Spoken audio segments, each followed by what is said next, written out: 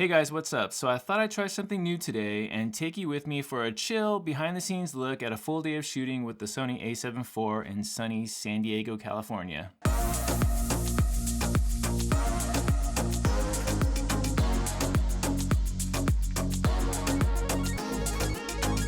Alright, I admit that the title may be a little clickbaity because some of you might have been expecting to see me in Africa or something on a safari, but San Diego is a lot closer to home, and I still had a ton of fun shooting with this camera, and isn't that the most important thing?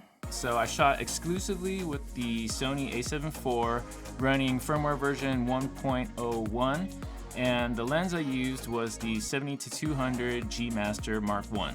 I shot everything in uncompressed RAW, unless I needed a burst and a higher frame rate, so then I would drop the camera down to compressed RAW.